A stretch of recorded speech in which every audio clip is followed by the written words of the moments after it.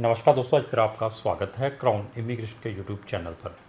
तो आज की जो वीडियो है वो है एमबीबीएस इन यूरोप से रिलेटेड। तो एमबीबीएस से रिलेटेड हमारे चैनल के ऊपर नंबर ऑफ़ वीडियोज़ हैं। अगर उनको भी देखना चाहते हो तो आप हमारे चैनल को ब्राउज़ करके देख सकते हैं। शेंगन के अंदर हमारे पास 13 कंट्रीज़ हैं और यूरोप के अंदर हमारे पास 3 कंट्रीज़ हैं। यहाँ पर हम बच्चों को एमबीबीएस में एडमिशन्स में हेल्प करते हैं। तो अभी इनके जो पोर्टल हैं ऑलरेडी ओपन हो चुके हैं। मैं बहुत सारी वीडियोस में लगातार रिपीट करता आ रहा हूं। अगर आपने अच्छी कंट्री से एमबीबीएस करनी है तो आपकी प्रिपरेशन एटलीस्ट 1 साल पहले होनी चाहिए। ये नहीं है कि कल आप नीट का एग्ज़ाम देते हैं उसके बाद कहते हैं सर मेरा करवा कर दीजिए। उनका एडमिशन्स नहीं हो पाएगा क्योंकि उनका डेडलाइंस हैं एडमिशन्स की कि इतनी तारीख से पहले पहले आपने अप्लाई करना है। तो जो बच्चे एकेडमिक वाइज वीक हैं उनको तो मेरी स्ट्रॉन्गली रिकमेंडेशन है जो 60-65% वाले हैं।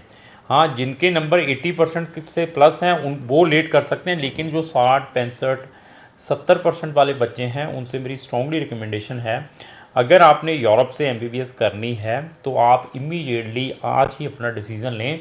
क्योंकि अगर आप फर्स्ट सर्विसेज के ऊपर अप्लाई करेंगे तो मेरा जो अपना एक्सपीरियंस है पिछले लंबे समय का इन कंट्रीज़ के साथ, आपको पॉजिटिव रिजल्ट्स मिलने के अच्छे से अच्छे चांसेस हैं। और अगर आप जितना इसको लेट करेंगे उतने ही आपके जो चांसेस हैं यहाँ पर एडमिशन आने के नेग्लिजिबल हैं।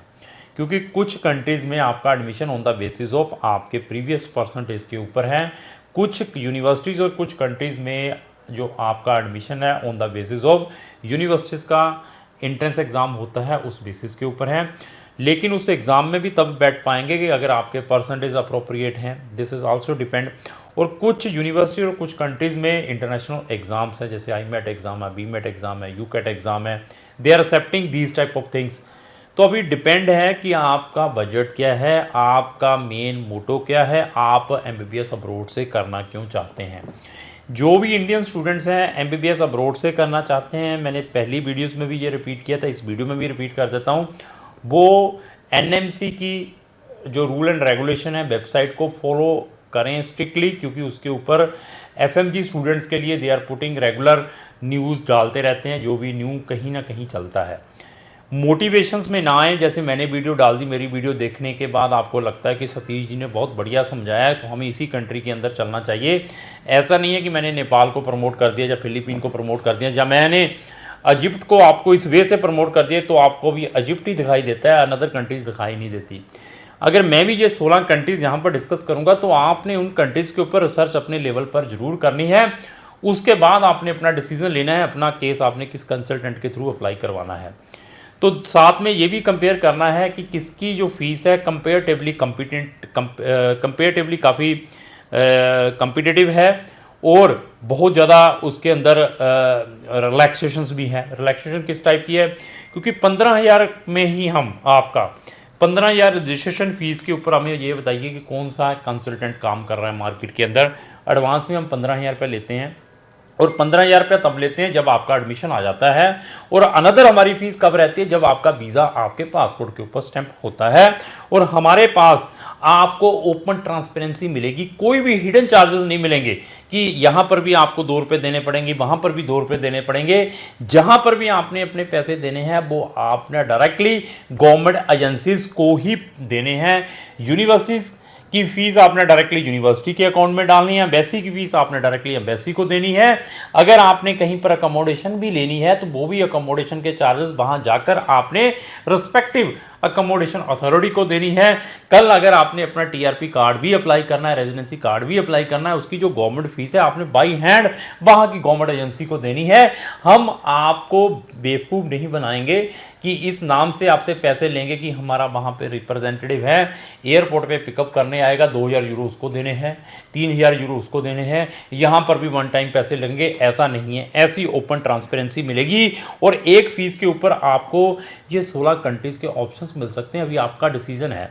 Apart from in these 16 country जो मैं अभी बताऊंगा, इसके अलावा भी अगर आपने कहीं रशिया जैसी कंट्रियों में भी जाना है, बेलारूस जैसी हुई, Kyrgyzstan, Uzbekistan, Georgia, Armenia, Azerbaijan, तो उसमें भी हम आपकी हेल्प करेंगे। वहाँ पे तो कोई कंपटीशन ही नहीं है, वहाँ में तो ग्रंटेड आपका एडमिशन है, तो वहाँ पे तो हमें ज़्यादा बेनिफिट है क्योंकि ग्रंटेड एवरीथिंग है। तो अभी वहाँ पर भी जाना है तो वहाँ पर भी हम आपकी हेल्प करेंगे, बट अगेन डिपेंड है कि आपने किस कंसल्टेंट की सर्विस लेनी है। तो कंट्रीज़ के ऊपर आते हैं। कंट्रीज़ पहले मैं मेन सबको यही कहता हूँ कि आप रोमानिया, बुल्गारिया और क्रोएशिया, रोमानिया बुल्गारिया में डालें। यूरोपियन कंट्री है, यहाँ की फ़ीस इकोनॉमिकल है अगर आप शेंगन के साथ कंपेयर करते हैं, क्योंकि यहाँ पर 6,500 यूरो से स्टार्ट होकर 7,500 यूरो की फ़ीस है। 6,000 यूरो से 7,500 यूरो की फ़ीस में आपको यहाँ की बेस्ट यूनिवर्सिटीज़ में एडमिशन मिल सकता है without entrance exam. Maximum universities will give the admission on the basis of your previous marks. तो फिर बता दिया, जो एकेडमिक वाइज वीकर स्टूडेंट्स हैं, कोई स्टडी में गैप है या व्हाट्सएवर है, उन स्टूडेंट्स को इमीडिएटली डिसीजन लेना पड़ेगा। तो हमारे पास साइप्रस भी है। साइप्रस की फ़ीस 12,000 यूरो से लेकर 16,000 यूरो की है, वहाँ पर भी हम आपका एडमिशन करवा सकते हैं। ये 3 मैंने यूरोपियन कंट्रीज़ बता दी हैं। अभी हमारे पास 13 शेंगन कंट्रीज़ हैं, उनमें से लाटविया, लिथुनिया, एस्टोनिया, तीनों में अगर आपने एडमिशन लेना है, तीनों में क्रॉन इमिग्रेशन आपकी हेल्प कर सकती है। लेकिन यहाँ की फ़ीस 12,000 यूरो से स्टार्ट होकर 16,000 यूरो की है। डिपेंड है आपने कहाँ पर एडमिशन लेना है। फिर हमारे पास चेक रिपब्लिक, पोलैंड और हंगरी, ये कंट्रीज़ आ गई, ये भी शेंगन की कंट्रीज़ हैं। यहाँ पर भी एडमिशन्स आपको इजीली मिल सकता है विदाउट एनी प्रॉब्लम। 10,000 यूरो से लेकर 16,000 यूरो की। डिपेंड है कि आपने चेक में जाना है तो चेक में आपने चार्ल्स यूनिवर्सिटी में भी अप्लाई करना है, उसकी भी 5 फैकल्टीज़ हैं।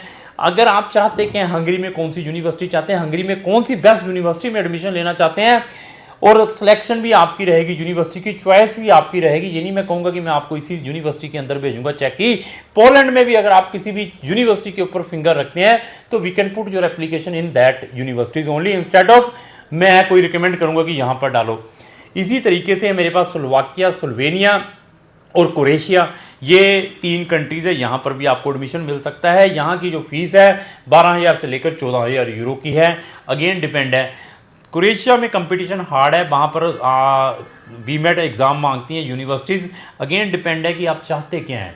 तो इसी तरीके से जो हमारे पास अनदर शेंगन कंट्री है, उसके अंदर आपको स्पेन मिल सकता है। स्पेन की मेरी आपको लुक्रेटिव वीडियो मिल सकती है, उसके अंदर मैंने कंप्रहेंसिवली डिस्कस किया है। स्पेन के अंदर वहाँ की मैक्सिमम यूनिवर्सिटीज़ आपको जो MBBS है वो स्पेनिश लैंग्वेज के अंदर प्रोवाइड करती हैं। पहले आपको V2 तक अपनी स्पेनिश लैंग्वेज सीखनी पड़ेगी, उसकी भी मेरी कंप्रहेंसिव वीडियो है। इसी तरीके से स्पेन के अलावा अगर आप माल्टा में चाहते हैं तो माल्टा में क्रॉन इमिग्रेशन आपकी हेल्प कर सकती है। माल्टा उन स्टूडेंट्स के लिए रखा है जिन बच्चों का यूके का ड्रीम रहता है लेकिन यूके में फीसें अफोर्ड नहीं कर पाते या बीमेट या यूकेट एग्जाम क्लियर नहीं कर पाते, तो उनके लिए we can provide the option in Malta. लेकिन 16,000 यूरो अगर अफोर्ड कर सकते हैं तो माल्टा में भी हम आपकी एडमिशन करा सकते हैं। इसी तरीके से इटली प्रमोटेड कंट्री है, एडमिशन के नाम पर पैसे लोग कमा रहे हैं। सिर्फ आपका हम आईमेड में करवाएंगे, आपका एडमिशन करवाएंगे। नंबर ऑफ मेरी वीडियोज़ हैं इटली से related, MBBS in Italy, free study in Italy, वहाँ से आपको आइडिया हो जाएगा कि इटली में हम कितने एक्सपर्टाइजेशन है और इटली में क्या प्रिकॉशन लेने हैं। प्राइवेट यूनिवर्सिटीज़ को अवॉइड करें। बहुत सारे स्टूडेंट स्टक हैं ड्यू टू उनको वीज़ा नहीं मिला। लाखों रुपए की उन्होंने 16,000 20,000 यूरो की फ़ीस ट्रांसफ़र करवाई है, तो एडमिशन ही नहीं, उनको वीज़ा नहीं मिल पाया, तो अभी ना फीस रिफंड आ रही है। तो ऐसे जो लाखों रुपए वही सेव करवा सकता है जिनको इन चीज़ों के बारे में नॉलेज है।